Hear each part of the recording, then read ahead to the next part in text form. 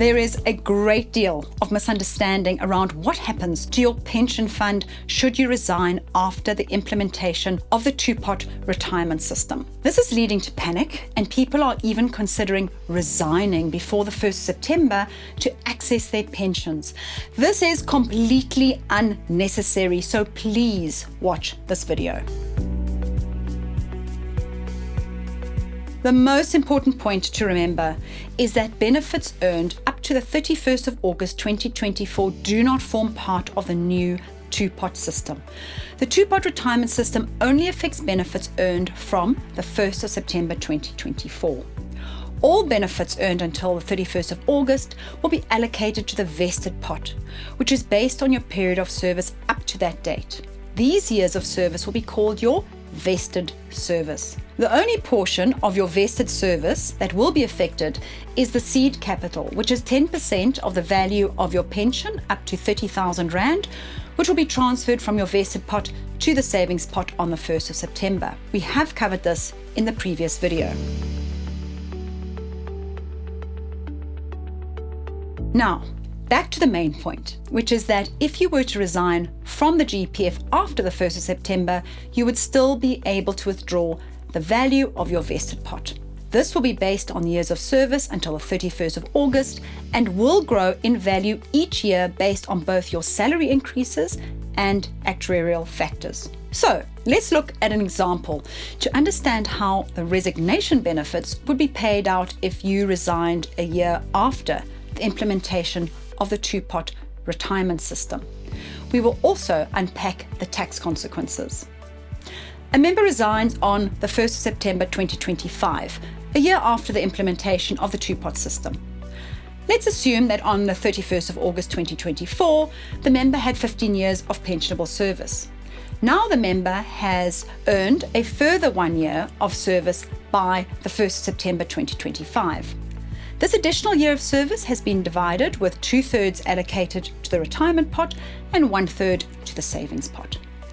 The vested pot would reflect 15 years of pensionable or vested service, the retirement pot would reflect 8 months of pensionable or retirement service, and the savings pot would reflect 4 months of pensionable or savings service. The Rand value of the benefit would be based on the salary and actuarial factors, which are reflected in the benefit statement. On resignation, the member has the option to transfer the entire benefit from all 3 pots to an approved retirement fund. This could be the new employer's pension fund or a pension preservation fund, for example. In this case, no tax would apply. However, if a member wishes to withdraw the pension as cash, the member would be entitled to withdraw the following: the full benefit from the vested pot, which is equivalent to 15 years of pensionable service, plus the full benefit in the savings pot, which is 4 months of pensionable service. The 8 months of pensionable service in the retirement pot will be preserved.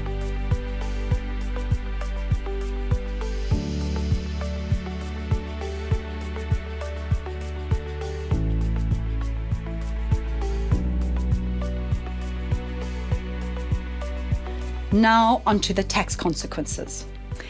Before you get upset that you have to pay tax on withdrawals, remember that your retirement contributions were tax deductible. This reduced your taxable income each month, so you are not being taxed twice.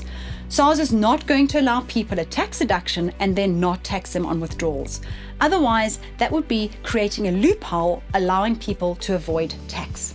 What you need to know is that taxation of the resignation withdrawals will differ between the vested pot and the savings pot. The vested pot will continue to be taxed according to the withdrawal benefits tax table. This is a sliding scale where the first 27,500 of the withdrawal is tax-free, after which tax applies on a sliding scale from 18% to 36%, depending on the lump sum benefit. For example, if the actuarial interest of the 15 years of vested service is 1 million Rand, then approximately 199,710 Rand in tax would be deducted from the vested pot payout. Now, when it comes to the savings pot, these withdrawals are taxed according to the member's personal income tax rate. If, for example, the value of the savings pot was 20,000 Rand and the member's marginal tax rate is 30%, then an amount of 6,000, which is 30% of 20,000, would be deducted. In this example, the total withdrawal on resignation equals 1,020,000 Rand and an amount of 205,710 Rand of tax would apply. This is why on resignation it is preferable to transfer the benefit to an approved retirement fund to avoid taxation and secure your retirement. But even more importantly, we hope you realize that you do not lose any rights on your existing retirement benefits. In our next video, we will explain the financial implications of withdrawing from the savings pot prior to retirement.